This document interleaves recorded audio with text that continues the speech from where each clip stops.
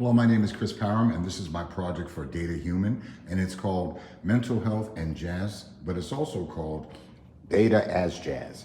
And my project basically deals with mental health and also the jazz musicians who made great jazz music, but who had basically had mental health issues, but also they improvised their work as well.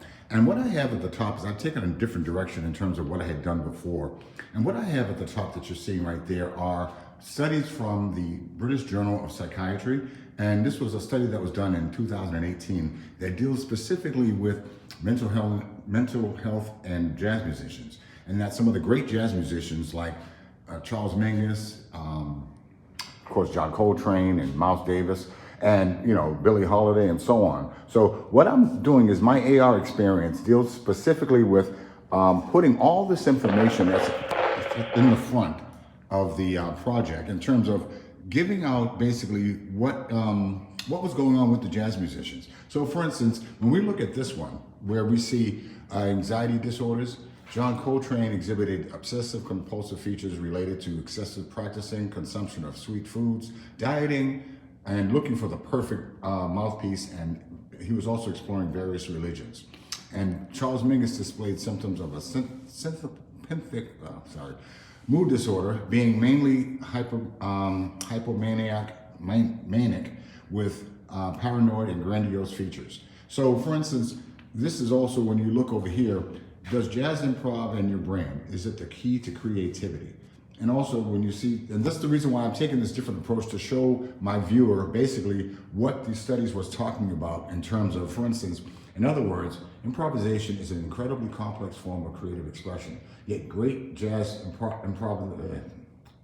musicians like Charlie Parker, Miles Davis, and John Coltrane made it seem effortless, which makes you wonder what's happening inside a player's brain, a jazz player's brain, as they simultaneously compose and play music. So, for instance, family background plays a role in it as well. And my purpose for this project, for instance, is that the data is human because of the compositions, but also because of the musicians and their backgrounds as well.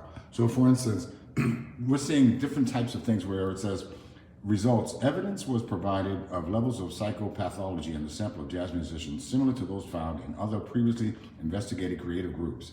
With the exception of substance-related problems, an interesting connection between creativity and sensation seeking was highlighted. So that's why I have my project, as you can see. These are just the different opinions that talk about what makes a jazz musician great when they improvise, especially. So for instance, when we go over here and we see this part where it says, the scientists found that a region of the brain known as the prefrontal cortex, a broad portion of the front of the brain that extends to the sides, slowed the showdown activity during improvisation. So for instance, these great jazz musicians here, as you can see, these were all the diagnoses that they had, like Miles Davis, Paul Desmond, Bill Evans, Gil Evans, Stan Getz. They all had different types of mental health issues.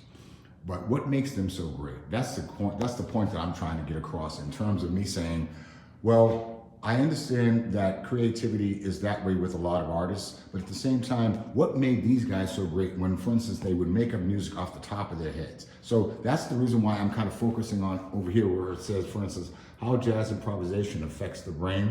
And also John Coltrane wrote an algorithm for giant steps as well.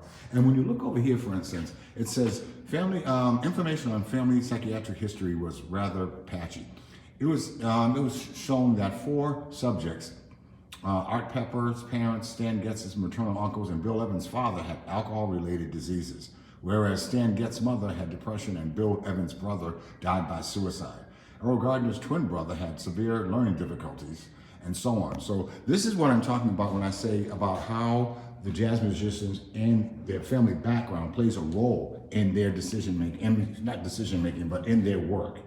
So there was like a lot of different studies done on that. Like for instance, Nina Simone was diagnosed with bipolar disease, and Billie Holiday had major depression, especially after she did Strange Fruit. So again, this is my project, mental health and jazz, but it's also called Data as Jazz, Jazz, for instance, as an algorithm. I had a bunch of different titles, and this is like my fifth project, my fifth concept, using AR. Thank you very much. Bye-bye.